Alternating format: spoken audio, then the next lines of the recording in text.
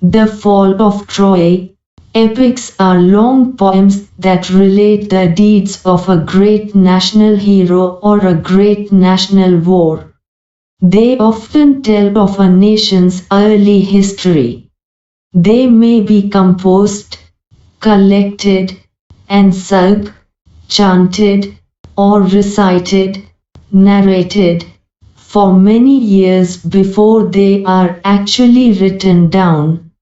The two famous Sanskrit epics are the Ramayana and the Mahabharata, and the two great epics of European literature written in ancient Greek are the Iliad and the Odyssey.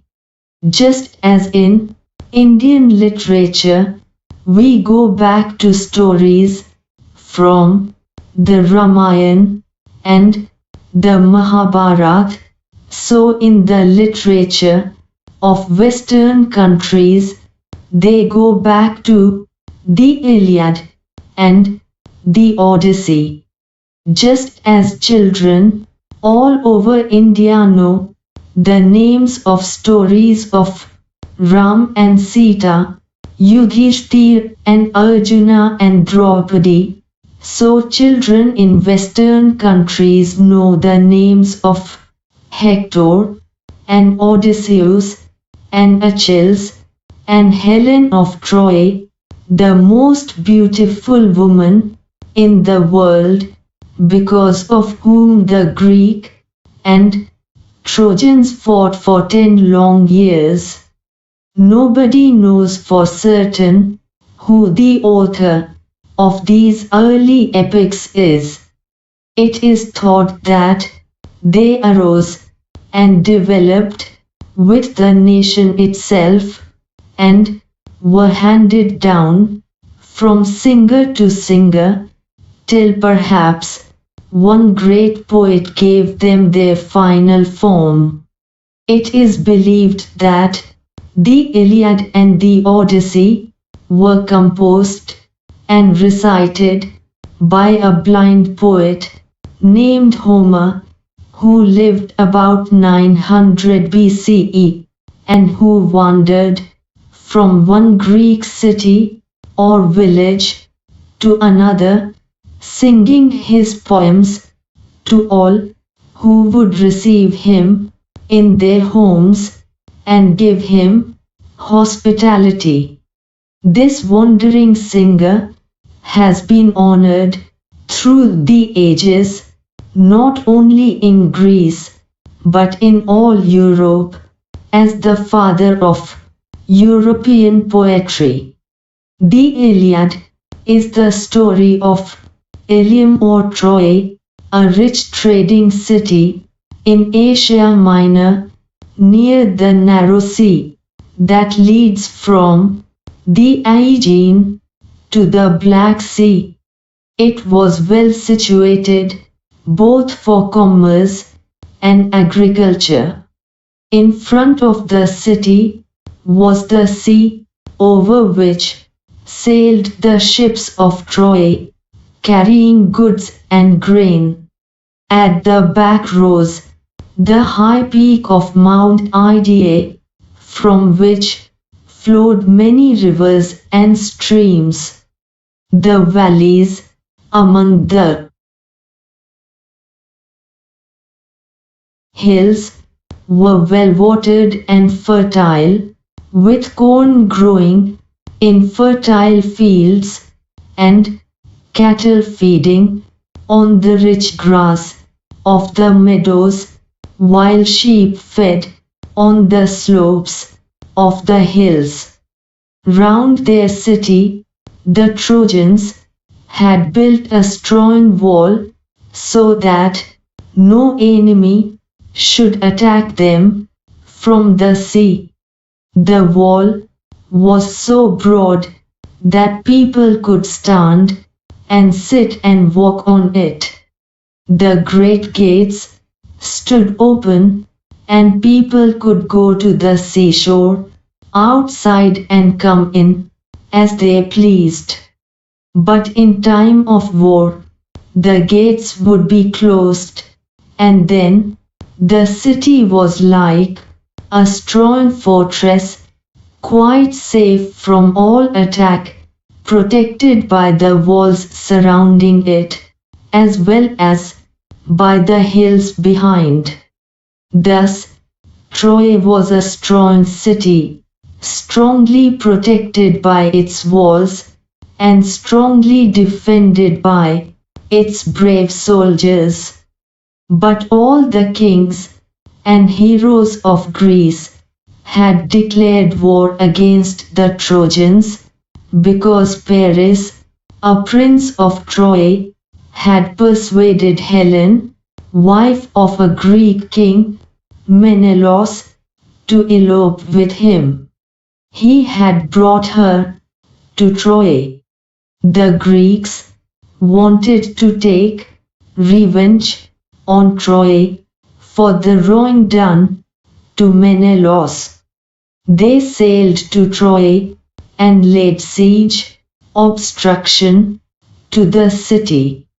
The Trojans, too, fought hard, and the siege continued for 10 long years. The fighting went on daily, but the siege did not end.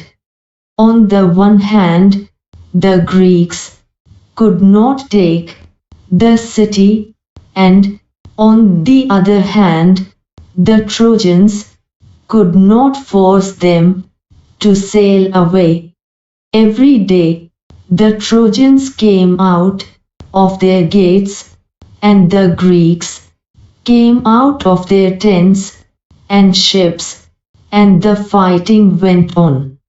Sometimes there were great battles between the two armies. Sometimes there were single fights between two great heroes. Sometimes the Trojans had the better of it, and sometimes the Greeks. But still the fighting went on. Great heroes on both sides were killed in the course of the war. After leading the defense of his city for 9 years, the brave Hector was at last killed by Achilles, whom none could resist. But Achilles himself was killed later on by a poisoned arrow that entered his heel, the only part of his body where he could be wounded.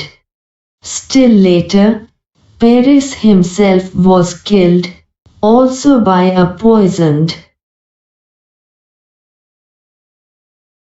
arrow. The Trojans were tired of being shut up in their city, and the Greeks were longing to see their homes again. But still the fighting went on. At last, Troy was taken, not by force, but by a trick. It was the cunning Odysseus who thought of a plan to obtain the victory. "Let us build a great wooden horse," he said, "big enough to hold men inside it, and let some of our best fighters hide in the horse. Then let us burn our tents and pretend to sail away in our ships. But instead of sailing away, we will return in the night. When the Trojans are asleep, we will attack the city and burn and kill." The Greek leaders decided to follow the advice of the wise Odysseus.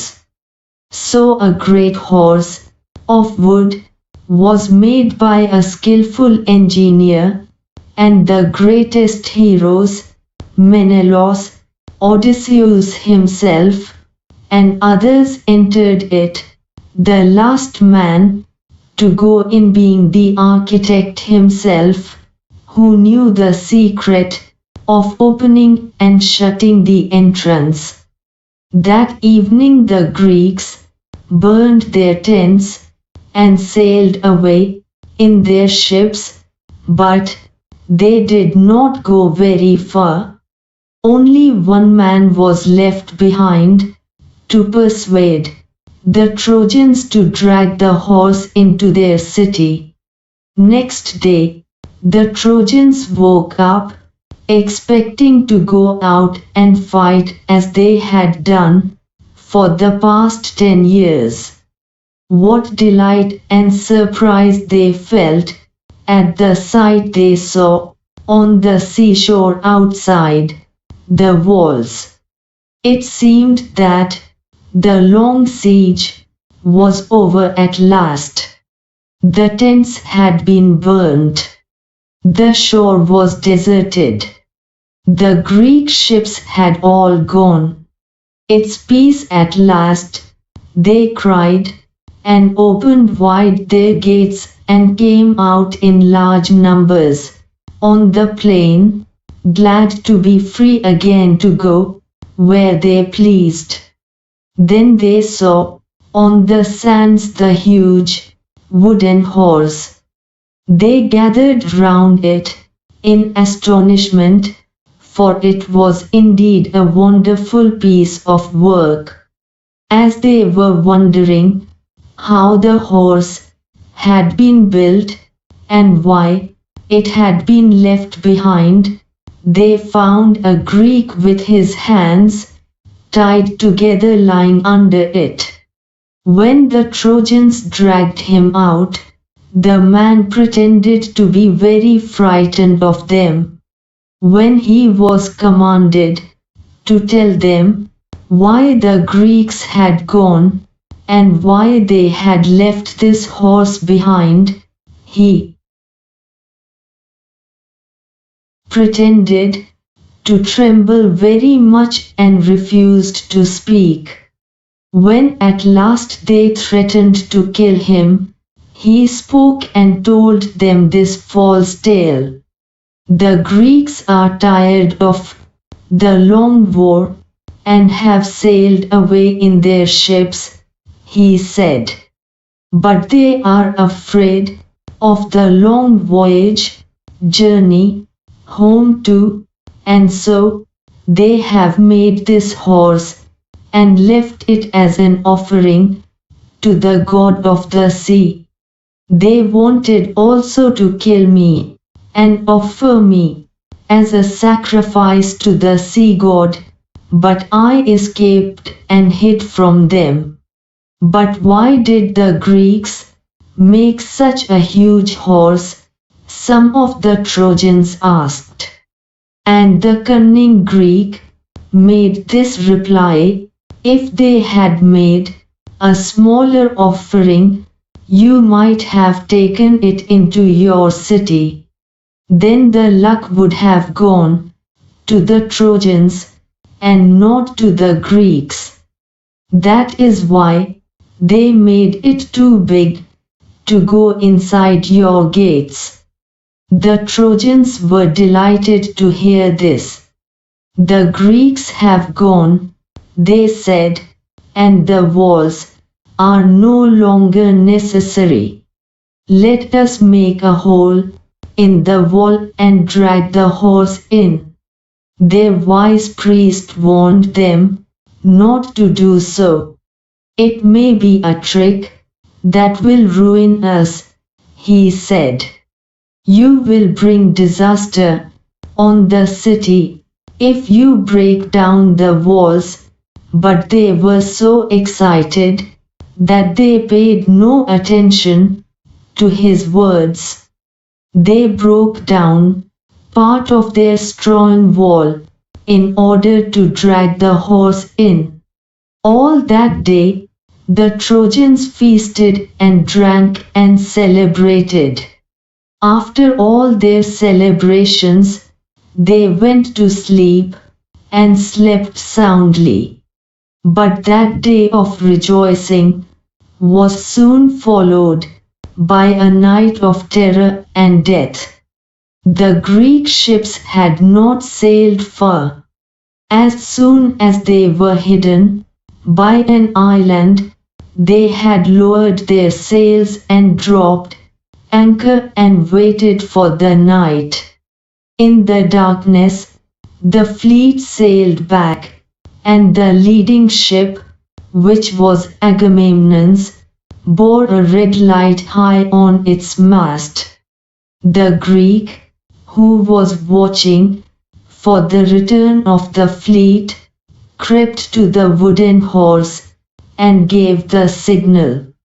The side of the horse opened, the Greeks climbed out and opened the gates. The whole Greek army entered the sleeping city.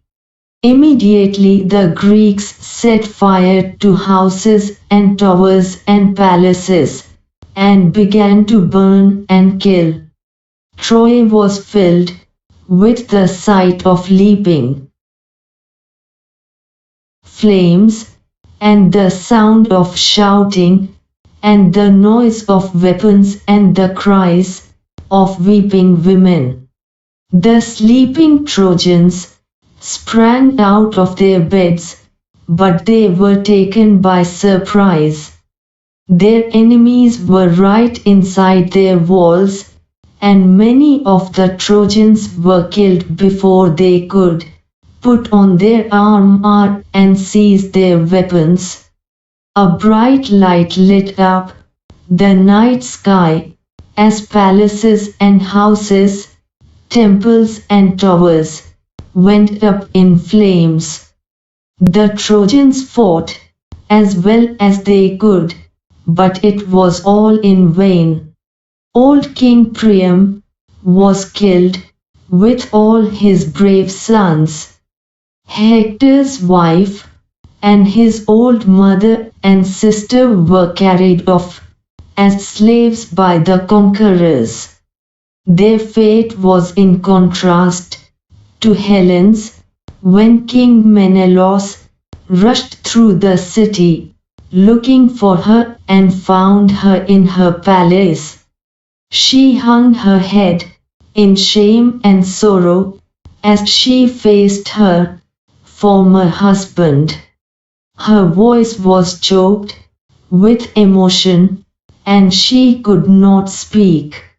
But Menelaus forgave her, and she went back with him, for it was only Aphrodite who had turned her heart away from her home and her husband and her child. When morning came, nothing was left of the proud, rich city that had resisted attack for 10 years.